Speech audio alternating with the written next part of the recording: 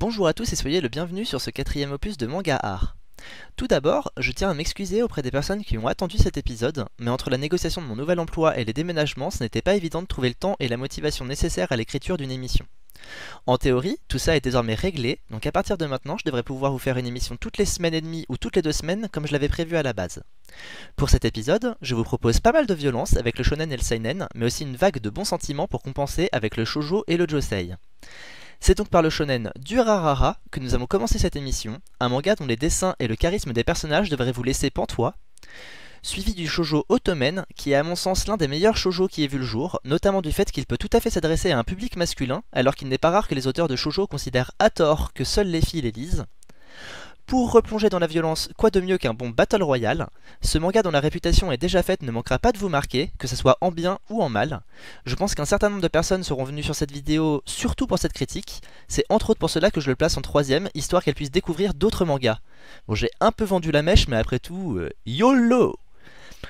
Enfin, je terminerai cette émission avec le josei Nodame Cantabile, un manga romantique dans un univers assez peu représenté, du moins de manière réaliste, à savoir le monde de la musique classique et des orchestres symphoniques.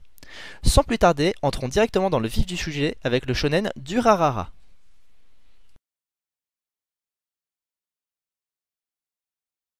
Pour commencer avec Durarara, je dirais que ce manga pourrait bien souffrir d'un des défauts majeurs de ces dernières années qui ne touche d'ailleurs pas seulement le monde du manga, à savoir le fait de tout miser sur la couverture.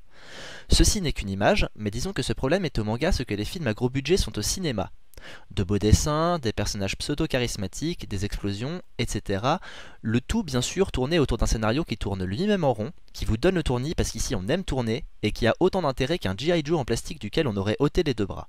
Eh bien, pour être honnête, je ne vous cacherai pas que dans Durarara, nous aurons bel et bien de beaux dessins et de belles animations, des personnages que l'on trouvera d'emblée charismatiques, quelques explosions, pas mal de bastons assez souvent surréalistes, et bien sûr un scénario reliant ces différents éléments signé de la plume de notre G.I. Joe manchot suscité, à ne pas confondre avec suscité ou scie sauteuse. Désolé. Toutefois, s'il est vrai que le scénario n'apporte pas grand chose, c'est que tout l'intérêt du manga réside dans l'ambiance qui règne au cœur de ce dernier et des différentes relations et événements qui finissent toujours par réunir les personnages principaux ensemble. Ainsi, on suit un jeune lycéen débarquant en ville alors qu'il n'avait jusqu'ici connu que sa petite campagne. Il arrive dans un climat de violence sous-jacente dont il ne comprend pas les tenants et aboutissants de prime abord. Après quelques temps et surtout quelques rencontres fortuites, celui-ci va se rendre compte qu'il se trouve au fait au centre d'une violente guerre des gangs qui cherchent tous à étendre leur influence et leur territoire. Comme je l'ai dit précédemment, au-delà de ce climat, ce sont les rencontres que va faire notre héros qui vont rythmer le manga. Malgré la violence parfois assez poussée, qu'elle soit d'ordre visuel ou psychologique, ce manga est une perle d'humour et comporte des protagonistes tous plus loufoques les uns que les autres et dont le charisme se justifie un peu plus à chaque épisode. Que vous aimiez les masochistes ou les sadochistes, que vous vous sentiez épanoui face à une force de la nature ou un gringalet frêle à l'esprit vif, ou encore que votre fantasme réside dans l'image d'une motarde sans tête et aux jolies courbes qui ne peut donc pas parler, ce qui constitue le fantasme de beaucoup d'hommes, dont je ne fais pas partie, vous trouverez forcément votre bonheur dans la galerie de personnages de ce manga si vous supportez les 2 ou 3 premiers épisodes qui peuvent s'avérer longs pour certains. De plus, malgré le scénario qui semble pauvre mais est au fait dicté par les personnages, en dehors du côté surréaliste, la vision sociologique du monde par le manga me paraît très intéressante et teintée d'un vif fond de vérité. Par exemple, pour se reconnaître entre eux, les membres des différents gangs emploient des codes vestimentaires, chose que l'on retrouve chez nous, qu'il s'agisse de bandes organisées ou pire, de Tectonic Killers et autres fashion emo si ces derniers existent encore. Outre l'aspect visuel, on observe notamment dans ce manga des changements d'attitude chez les personnages selon la position dans laquelle ils se trouvent, ce qui arrive trop rarement à mon goût dans le manga où on trouve trop souvent des réactions stéréotypées et rébarbatives qui, à défaut de dessiner une personnalité, la détruisent.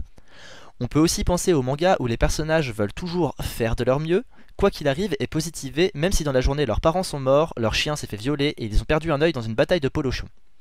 Ou encore aux personnages dont le trait de caractère est de n'avoir presque aucune réaction, quelles que soient les circonstances. Pour en revenir à Durarara, on découvrira des protagonistes qui se montrent sous un jour différent lorsqu'ils sont en présence d'un membre de leur famille, d'un ami, d'un inconnu ou encore d'un ennemi. Plus intéressant encore, je trouve l'effet de groupe particulièrement bien retranscrit dans ce manga. En effet, à moins qu'ils ne possèdent des pouvoirs spéciaux, ce qui peut arriver ici, les personnages agissent différemment selon qu'ils sont seuls ou dans un groupe plus ou moins fourni, et ce qu'il s'agisse des crapules du manga ou du personnage principal. On peut donc remarquer que seuls les individus ont une certaine tendance à la victimisation et à la lâcheté, tandis qu'à deux, ils vont se soutenir tout en maintenant une certaine prudence, puis, plus leur nombre augmente, plus ils prennent d'assurance, quitte à en devenir violents. Évidemment, plus ils sont, plus cette violence est gratuite et monte vite. S'ils ne changent pas notre vision du monde et ne possèdent pas une histoire à en faire pâlir de jalousie le fantôme de Memna, oui, je remue le couteau dans la plaie, Durarara possède à mon sens tous les éléments d'un bon divertissement, malgré des excès de violence qui ne plairont pas à tout le monde. A noter toutefois que cette violence est contrebalancée par un humour très présent, et le fait que les scènes gore soient plutôt insinuées que montrées, et qu'elles ne se veuillent pas réalistes. Durarara se base sur la série de romans éponyme de Ryogo Narita, et a été adapté en manga et en anime. Pour l'anime, il se compose de 26 épisodes et de grandes volées. Quant au manga, on en compte infini en 4 tomes avec des dessins léchés de l'illustrateur Akiyo Satorigi. Un nouveau tome baptisé Durarara Saika N est également sorti et est toujours en cours. Un dernier point concernant Durarara, on peut repérer beaucoup de clins d'œil à d'autres mangas dans ce dernier, surtout pour Bakano, manga du même auteur. On trouvera notamment des références aux excellents Spice Wolf et Toradora, ainsi qu'à des mangas appréciés tels que Kuroshitsuji, Toharu Majutsu no Index, Enma Eye et Darker Than Black. Pour passer de la violence à l'amour, tout en restant sur un registre humoristique, je vous propose maintenant de nous attaquer à Otomen. Pour rester tout de même un peu plus sur le thème de la violence, même s'il faudrait avoir un petit pet au casque pour prétendre qu'Otomen est un manga violent, sachez pour autant qu'il est un peu plus mouvementé que la plupart des shoujo, notamment du fait que notre cher héros, qui est l'illustration même du Otomen, est censé représenter aux yeux des autres le mari parfait, qui ne manque donc pas de courage et de virilité. Or, ce dernier, bien que champion de divers sports de combat, n'a pas le courage d'assumer sa véritable nature et on ne peut pas dire que la virilité soit l'adjectif qui lui convienne le mieux. Pour commencer, je vais tout simplement vous lire ce qui sert de quatrième de couverture au manga et qui est en fait la définition du terme Otomen vu par l'auteur. Fait intéressant, si ce terme a été inventé pour le manga, il est aujourd'hui réellement utilisé au Japon et s'est même fait une place dans certains dictionnaires. Petite phase de concentration pour prendre une voix neutre digne d'un Google Trad. Otomen, nom masculin. Petit 1. Homme qui pense comme une fille, qui aime les mêmes choses que les filles. Petit 2. Jeune garçon particulièrement doué en cuisine, en couture ou en ménage. Petit 3. Jeune homme qui peut faire preuve à la fois d'une grande virilité, mais aussi d'une grande sensibilité. Petite précision, un Otomen n'est pas un homme gay. Comme vous aurez pu le comprendre, notre jeune combattant est un Otomen. Seulement, au même titre que la plupart des autres Otomen qui nous seront présentés, ce dernier assume difficilement de montrer ce côté de lui en public, alors que cela tient pourtant une place très importante dans sa personnalité. Vous vous en doutez, il aura d'ailleurs bien du mal à le cacher, notamment lorsqu'il trouvera l'élu de son cœur, et cela tiendra un rôle important dans l'humour très présent et très plaisant de ce manga. En dehors de l'aspect garçon ayant des traits de caractère féminin dans lequel je pense que beaucoup se reconnaissent, en tout cas c'est mon cas, ce qui me fait dire que c'est un shoujo pour garçons et que malgré les pochettes des différents tomes aux teintes rosées et le fait que le personnage soit lui-même un romantique à l'eau de rose, on trouvera toujours de l'action à des moments où d'habituel on nous réserve des scènes d'émotions fortes suivies d'embrassades, mais aussi une héroïne complètement garçon manqué qui tient une place d'importance dans le manga, ce qui contribue à faire en sorte que celui-ci ne tombe pas du tout dans le gnangnan. On prend de plus beaucoup de plaisir à voir notre Otomen s'épanouir, car en dehors des scènes surréalistes dans lesquelles il peut apparaître comme un prince ou plutôt une princesse, le manga tente vraiment de s'inscrire dans le réalisme en ce qui concerne les sentiments. Les situations seront donc loufoques, mais les réactions, elles, ne choqueront pas. Pour solidifier ce côté réaliste, on trouve aussi dans ce manga un personnage qui écrit lui-même manga en puisant son inspiration de notre Otomen. Une grande qualité réside dans la non-lassitude que l'on a en le lisant. En effet, même si certaines scènes peuvent s'avérer stéréotypées ou vraiment trop tirées par les cheveux, ou capillotractées pour les hipsters, on ne se lasse pas de ce manga qui a un humour qui lui est spécifique et qui est très souvent renouvelé. Et heureusement d'ailleurs, parce que tout ceci m'amène à ma première critique négative qui rejoint celle de Durarara. Otomen souffre lui aussi d'un problème scénaristique. Je dirais même que ce problème est double. Tout d'abord parce qu'il n'y a tout simplement pas de scénario, comme dans de nombreux, ou plutôt de trop nombreux shoujo. Même si le fait que le personnage soit un Otomen et qu'il découvre l'amour sont intéressants, ça ne suffit à mon sens pas au développement d'une bonne intrigue. Même s'il y en a que j'apprécie dans le lot, Otomen tombe de ce point de vue dans le problème des mangas tels que Five, Gakuen Uji, Is This Feeling Love, Love is a Devil, etc. etc. C'est-à-dire les mangas qui consistent juste à mettre en avant une histoire d'amour dans un contexte plus ou moins particulier. On peut donc avoir un lycée peuplé de monstres, un ami d'enfance qui refait surface, ou encore des lycéens si peu nombreux qu'ils risquent à tout moment de se faire violer par des élèves filles. Vous aussi, vous la sentez cette frustration du petit geek renfermé sur lui-même auquel aucune fille n'adressait la parole quand il était petit ? Bref, nous avons donc des mangas qui cachent leurs lacunes scénaristiques sous le faux charisme de leurs personnages qui se ressemblent tous, ou derrière un écran d'ambiance qui tente de se substituer à un vrai script. L'autre problème d'Ottomen est que le peu d'éléments scénaristiques qui sont présents ou plutôt qui s'ajoutent durant l'œuvre n'apportent au final pas grand chose au manga. On tentera ainsi de capter un peu de votre attention ou même de vous attrister en parlant d'un parent disparu, d'un vague drame familial et autres événements convenus. Toutefois, je le répète, parmi ces œuvres, il y en a de vraiment bonnes dont Ottomen fait partie, et ma critique n'est là que pour dire qu'elles ne pourront juste pas prétendre au rang de chef-d'œuvre. Pour revenir sur les côtés positifs d'Ottomen qui sont nombreux, outre l'humour de bonne facture et le fait que le manga s'adresse à un très large public, ce sont ses dessins à la fois soignés et épurés qui m'ont marqué. En effet, si ces derniers ne sont pas les plus détaillés qui existent, ils sont très expressifs et font donc très bien passer les émotions, ce qui est souvent un excellent moyen d'allier humour et romantisme, sans forcément avoir à développer avec des mots. Tout en restant relativement éloigné, on pourrait comparer le procédé graphique à celui de GTO. Ottomen existe uniquement au format papier et on en compte 18 volumes dont 16 sortis en France. Il est l'œuvre de Aya Kano et est publié en France aux éditions Delcourt. A noter qu'un manga intitulé Loftic est actuellement en cours de parution au Japon et que ce dernier est tout simplement le manga qu'un des personnages d'Ottomen dessine. Pour en revenir à la violence, nous allons donc maintenant passer à Battle Royale. Pour faire un lien entre ces deux mangas comme je l'ai fait plus tôt, disons qu'il y a aussi de l'amour dans Battle Royale. En effet, le manga commence presque par l'annonce du viol d'une professeure aux élèves de sa classe. Annonce faite par celui-là même qui l'a violée. Désolé de commencer d'entrée avec quelque chose d'aussi brutal, je suis ignoble, mais c'est pour bien vous faire comprendre que ce manga est très violent, dans la forme comme dans le fond, et que vous y trouverez très peu d'amour. Battle Royale est véritablement un pilier pour nombre de mangas qui continuent encore de faire surface aujourd'hui. Même s'il n'est pas le premier, il est l'une des œuvres qui ont contribué à populariser des mangas à forte violence psychologique et visuelle. Toutefois, si Battle Royale est souvent imité, il est rarement égalé. Deux exemples récents pour illustrer mon propos. Pour ce qu'il s'agit du mauvais copiage, le nom qui me vient immédiatement en tête est Danganronpa The Animation. Dans cet anime, différents protagonistes qui ne se connaissent ni d'Ève ni d'Adam sont enfermés ensemble dans un complexe coupé du monde et devront pour s'en échapper tuer au moins l'un de leurs camarades.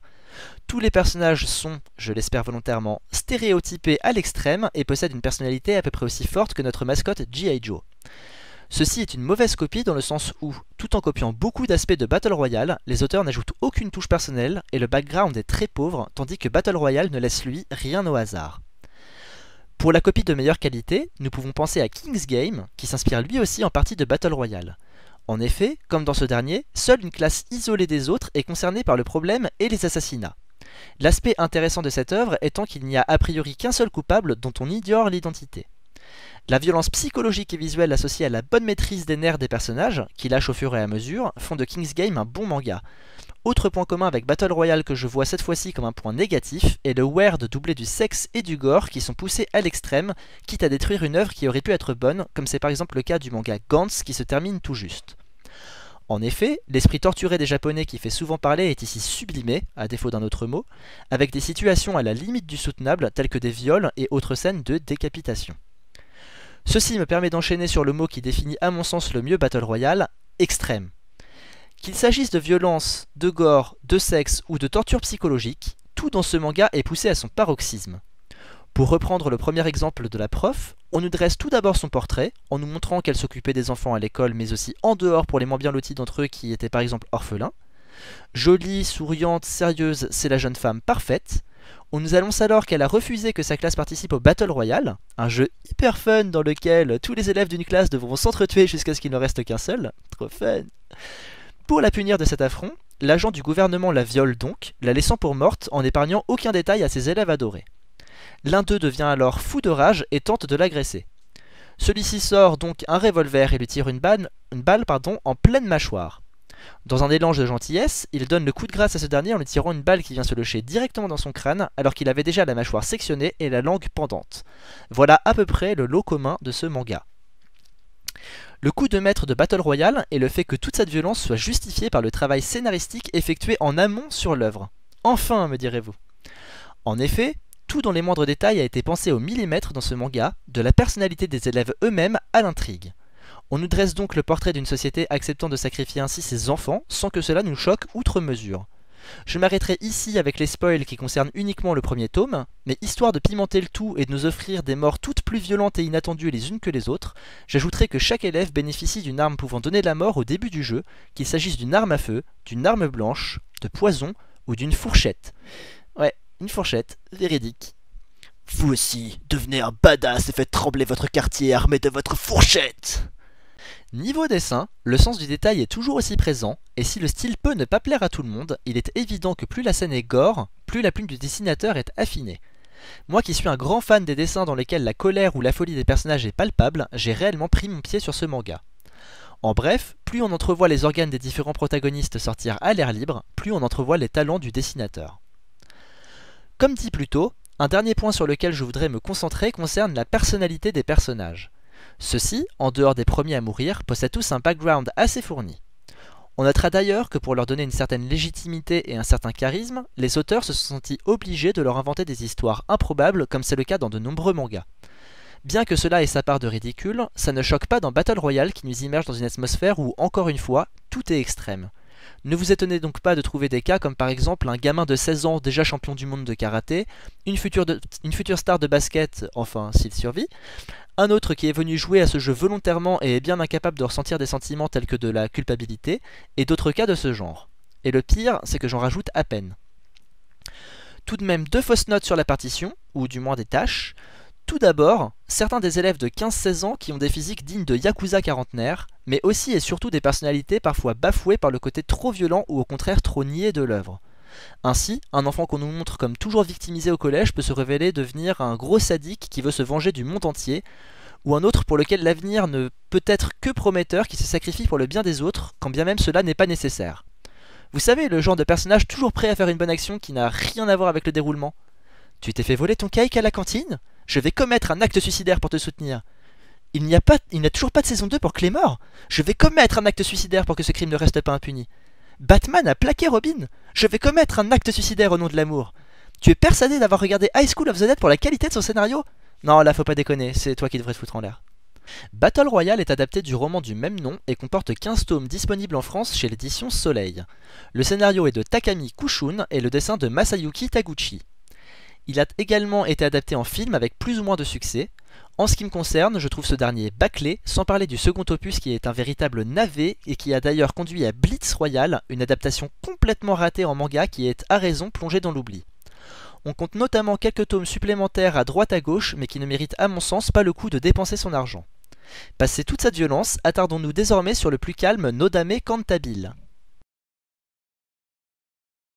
Pour clore cette émission, nous finissons donc avec Nodame Cantabile, un josei tout aussi atypique que les 3 mangas précédents. Si dans le traitement, le manga ne semble pas être d'une originalité à toute épreuve, c'est dans les sujets qu'il aborde qu'il se démarque. En effet, il est l'un des rares mangas à s'intéresser de façon sérieuse à la musique classique, aux chefs d'orchestre, aux prodiges, ou encore aux différents dons que l'on peut posséder de manière plus ou moins consciente, dont on se sert plus ou moins bien et dont on est plus ou moins fier. Avant d'aborder ces différents thèmes, je tiens à souligner que de par son atypisme, ce manga se range parmi ces œuvres que l'on aime ou qui nous laissent indifférents. Je fais malheureusement partie de la seconde catégorie, mais ce manga mérite que vous l'essayiez si ma critique éveille votre attention, au moins pour vous assurer de ne pas passer à côté de quelque chose que vous pourriez au final adorer. Ce manga a d'ailleurs un grand succès au Japon et possède un certain nombre de fans chez nous qui ne me cracheront pas trop à la figure, je l'espère. Tout d'abord, Nodame Cantabile s'immisce dans le vaste monde de la musique classique qui est pourtant un monde peu exploré par le manga. Le moins que l'on puisse dire, c'est que le travail est fait très sérieusement car vous trouverez de nombreuses informations tout à fait véridiques dans ce manga sur différents chefs d'orchestre, instruments ou même périodes historiques particulièrement marquées par la musique. Un aspect sympathique qui s'ajoute est le fait que le manga traite du sujet de la musique classique, y compris de manière contemporaine. Ce monde nous est présenté au travers des yeux d'un jeune pianiste dont le rêve est de devenir l'un des plus grands chefs d'orchestre qui ait foulé la terre. Ce dernier connaît très bien son sujet et nous en apprendra donc beaucoup. Assez antipathique, du moins au regard de la société, il n'hésitera pas à nous faire comprendre que telle ou telle personne n'est pas douée pour la musique, tout en tenant la personne concernée informée. C'est aussi ainsi que l'on découvre chez sa voisine bordélique et au comportement incorrigible une incroyable pianiste. Comme vous l'aurez compris, outre les ambitions de carrière et les différentes informations concernant le monde du classique, nous suivrons également la relation entre ces deux personnages que tout semble opposer, mais qui vont apprendre à se connaître et à s'influencer positivement. Bien sûr, ceci est un excellent prétexte pour mettre en avant l'humour croustillant du manga qui ne manquera pas de vous donner le sourire. Dans l'anime, nous aurons même l'occasion d'entendre ces derniers parler le français dans un restaurant parisien. Ceux-ci se montreront même de leur accent. Alors qu'il m'aura bien fallu 10 secondes pour comprendre que c'est du français, mais passons. De l'élitisme de certains en passant par la rudesse du monde du classique, ou d'une amourette naissante se transformant en forme évoluée d'histoire d'amour, l'épanouissement des personnages est très réaliste et nous amène à évoluer également à leur côté. Mais pourquoi tant d'éloges alors que je dis que je n'ai pas apprécié ce manga plus que ça? Eh bien c'est simple, on m'a vendu ce manga comme un véritable chef-d'œuvre, mais celui-ci m'a énormément frustré, raison de ma critique trop virulente sur le blog, j'en ai conscience, mais je voulais faire réagir. La raison de cette frustration est simple. De mon point de vue, nous avons affaire à une œuvre osée et originale, mais qui n'ose malheureusement qu'à petits pas. Que ce soit dans l'amour, dans la musique ou dans le reste, on sent que l'auteur fait preuve d'une véritable audace à la base du projet, avec de grandes ambitions, puis se rétracte et rend le tout plus passe-partout, ce qui m'a personnellement laissé un goût de fadeur dans la bouche. Enfin, un goût de fade, c'est pas l'expression du siècle, mais vous m'aurez compris. Nodame Cantabile est terminé avec 25 tomes au Japon, dont 15 sortis en France. Le manga papier offre une meilleure qualité dans l'écriture et l'humour y est beaucoup plus présent. Vous trouverez en revanche un grand plaisir auditif dans l'anime de 23 épisodes en 2 saisons, qui contient une bande originale très plaisante. Le dessin et le scénario sont de Tomoko Ninomiya. Encore une fois, je vous invite à essayer ce manga, et peut-être serez-vous moins déçus que moi étant donné cette critique qui est loin d'être dithyrambique. Cette critique touche maintenant à sa fin, je vous remercie d'avoir tenu jusqu'au bout et d'être resté fidèle. Je pense donc pouvoir maintenant tenir un rythme régulier d'une vidéo toutes les 2 semaines, voire moins, et je peux d'ores et déjà vous annoncer que la prochaine critique concernera la beauté. Je vous invite à vous abonner à ma chaîne si vous appréciez ce que je fais, et pour avoir plus de chances de trouver mes vidéos qui ne sont pas encore très bien référencées. De même, vous pouvez suivre très facilement mon actualité sur Facebook, où je n'hésite pas à vous distiller quelques photos de temps en temps. Pour finir, je vous invite à aller voir ma liste de mangas sur le site Manga Sanctuary, avec le lien qui sera dans la description. Cette liste contient tous les mangas que je possède chez moi en physique, juste à côté de mon lit, ce qui doit revenir à peu près 1% de ma collection totale. N'hésitez pas à me faire savoir si un manga en particulier vous intéresse. Je vous souhaite à tous une très bonne suite de journée et bye bye!